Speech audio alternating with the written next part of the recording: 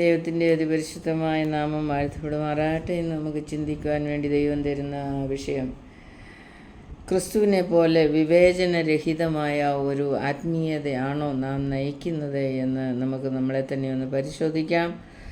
ഗലാത്യ ലേഖനം 3-ാം അധ്യായത്തിൻ്റെ 2-ാം വചനം ഇങ്ങനെ പറയുകയാണ്: ഞാൻ ഇതൊന്ന് മാത്രം നിങ്ങളോട് ഗ്രഹിപ്പാൻ ഇച്ഛിക്കുന്നു. നിങ്ങൾക്ക് ആത്മാവ് ലഭിച്ചത് ന്യായപ്രമാണത്തിൻ്റെ പ്രവൃത്തിയാലോ വിശ്വാസത്തിൻ്റെ പ്രസംഗം കേട്ടതിനാലോ? നിങ്ങൾ ഇത്ര ബുദ്ധി കെട്ടവരോ? ആത്മാവ് കൊണ്ട് ആരംഭിച്ചിട്ട് ഇപ്പോൾ ജഡം കൊണ്ടോ സമാപിക്കുന്നത്? ഇപ്പോൾ പൗലോസ്ലീഹ ആത്മാവ് ലഭിച്ചത് ന്യായപ്രമാണത്തിൻ്റെ കീഴിലുള്ളവരായിട്ടാണോ പ്രവൃത്തിയാലാണോ കിട്ടിയത് എന്ന് ചോദിച്ചിട്ട് നമ്മളോട് പറയുകയാണ്. അവിടെ പറയുകയാണ്, ആത്മാവ് കൊണ്ട് ആരംഭിച്ചിട്ട് ഇപ്പോൾ ജഡം കൊണ്ട് സമാപിക്കുന്നത്. ജഡം കൊണ്ടാണോ എന്ന് വെച്ചാൽ ആത്മാവിനാലാണ് ആദ്യം ആരംഭിച്ചത്. ഇപ്പോൾ ജഡീകമായ ചിന്തകൾ മനസ്സിലേക്ക് കടന്നു വന്നിട്ട് ജഡീയത നമ്മളെ നയിക്കുന്നതായിട്ട് നമുക്ക് കാണാം. പഴയ നിയമകാലത്ത് പുരുഷ മേധാവിത്വമുള്ള കാലമായിരുന്നു. അന്നുപോലും ആത്മീയതയിൽ സ്ത്രീകൾക്ക് നല്ല സ്ഥാനം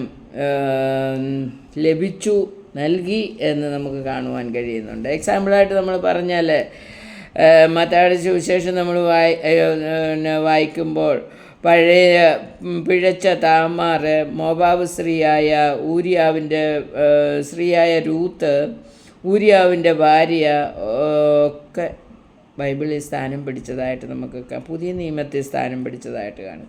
പഴയ നിയമത്തിൽ സാറ, റിബേക്ക, റാഹേൽ, ദെബോറ, രൂത്ത്, എസ്തർ ഇവരെല്ലാം എടുത്ത് കാണിച്ചുകൊണ്ട് ബൈബിൾ നമുക്ക് പറഞ്ഞു തരുന്നുണ്ട്.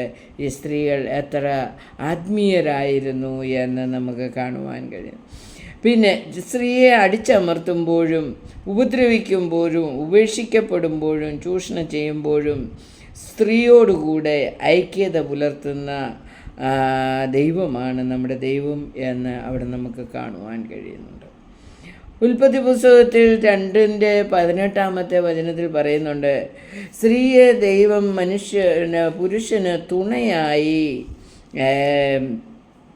നൽകി, അല്ലെങ്കിൽ തുണ എന്ന് പറഞ്ഞാൽ സഹായിയായി നൽകി എന്ന് നമുക്ക് കാണുവാൻ കഴിയും.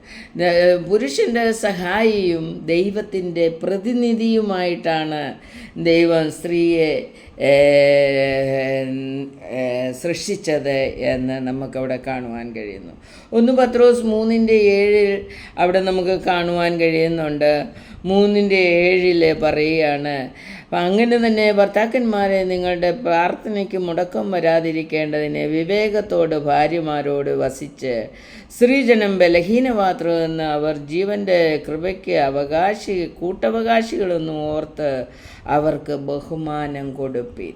അപ്പോൾ അവിടെ ഒരു ബലഹീനരാണ് സ്ത്രീകൾ എന്ന് എഴുതിയിരിക്കുന്നു.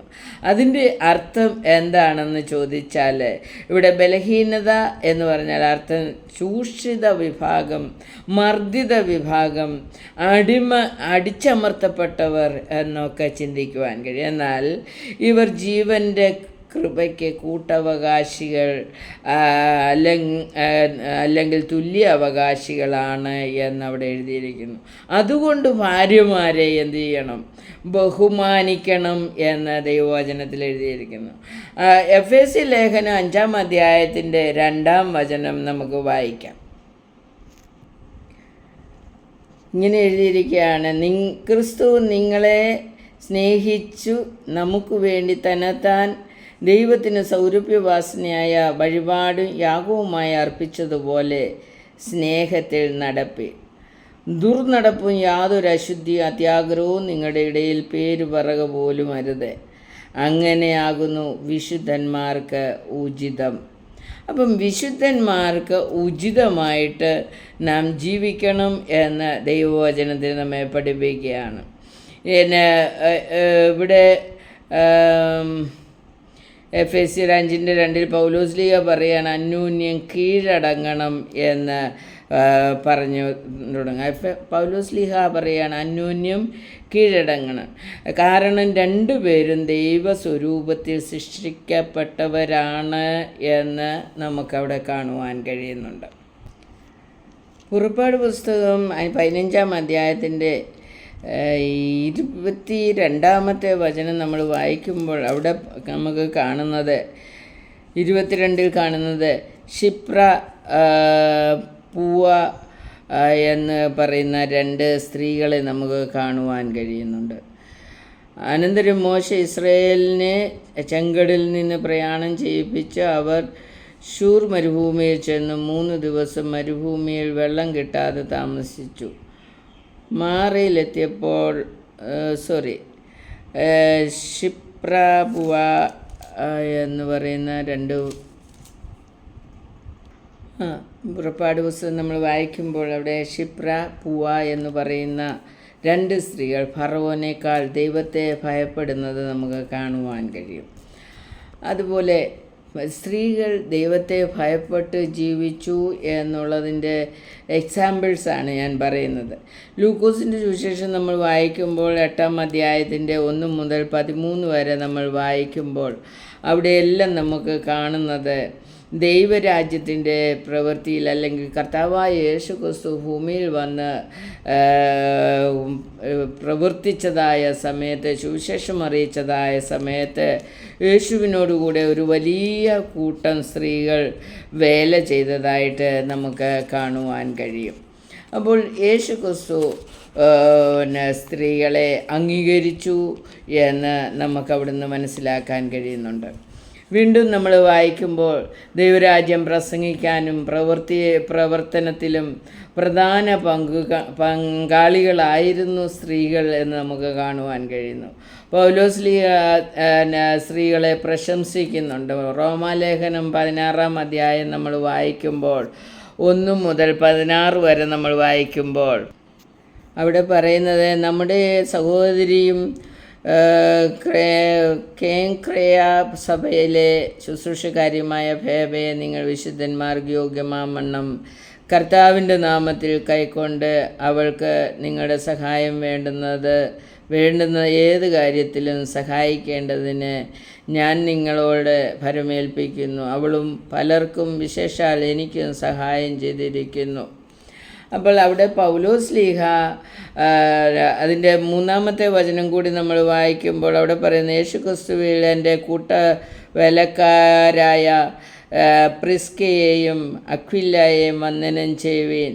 നോക്കിയേ, പൗലോസ്ലീഹയുടെ കൂട്ടുവേലക്കാരായിരുന്നു, കൂടെ നടന്ന് വേല ചെയ്തവരായിരുന്നു അവിടെ പ്രിസ്കയും അക്വിലയും എന്ന് നമുക്ക് കാണുവാൻ കഴിയുന്നു. 7-ാം വചനത്തിൽ പറയുന്നത്, എൻ്റെ ചാർച്ചക്കാരും സഹബദ്ധന്മാരുമായ അന്ത്രോനിക്കോസും യൂനിയാവിനും വന്ദനം ചൊല്ലുവിൻ.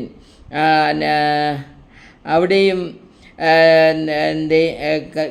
പൗലോസ്ലീഹയുടെ കൂടെ പ്രവർത്തിച്ച വ്യക്തികളെ നമുക്ക് കാണുവാൻ കഴിയുന്നു. അവിടെ 15-ാമത്തെ വചനത്തിൽ നമുക്ക് കാണുന്നത് ഫിലോലോഗസിനും യൂലിയയ്ക്കും നേരയൂസിനും അവൻ്റെ സഹോദരിക്കും ഒലുംബാസിനും അവരോടുകൂടെയുള്ള സകല വിശുദ്ധന്മാർക്കും വന്ദനം ചെയ്യുവീൻ. നോക്കിക്കേ, അവിടെ എല്ലാ സ്ത്രീകളെ അംഗീകരിക്കുന്നതായിട്ട് നമുക്ക് കാണുവാൻ കഴിയുന്നു. പ്രധാന പങ്കാളികളായിരുന്നു സ്ത്രീകളെന്ന് നമുക്കവിടെ കാണുവാൻ കഴിയുന്നു. ഇന്ന് സ്ത്രീകൾക്ക് പല സഭകളിലും പല വ്യക്തികളുടെ മനസ്സിൽ സ്ഥാനമില്ലാതെ മാറ്റി നിർത്തുന്നതായിട്ട് നമുക്ക് കാണുവാൻ കഴിയുന്നു. സ്ത്രീ ദൈവത്താൽ ശപിക്കപ്പെട്ടു, സ്ത്രീയിലൂടെ ശാപം ഭൂമിയിൽ വന്നു എന്ന ചിന്ത ആണെന്നാണ് എനിക്ക് തോന്നുന്നത്. എന്നാൽ അതേസമയം സ്ത്രീയുടെ മോക്ഷത്തിനായി ചെയ്യുവാനായി ദൈവം ഭൂമിയെ വീണ്ടും സന്ദർശിച്ചു, അനുഗ്രഹിച്ചു, രക്ഷിച്ചു. ലൂക്കോസിൻ്റെ സുവിശേഷം 1-ാം അധ്യായം നാം വായിക്കുമ്പോൾ സ്ത്രീക്ക് ഗർഭം നൽകി ശപിച്ചു എങ്കിൽ മറിയയുടെ ഗർഭത്തിൽ യേശു പിറന്നതോടുകൂടെ ലോകത്തിലുള്ള സകല സ്ത്രീയും പുരുഷനും ശാപമോക്ഷം പ്രാപിച്ച് അനുഗ്രഹിക്കപ്പെട്ടു എന്ന് നമുക്ക് കാണുവാൻ കഴിയുന്നുണ്ട്.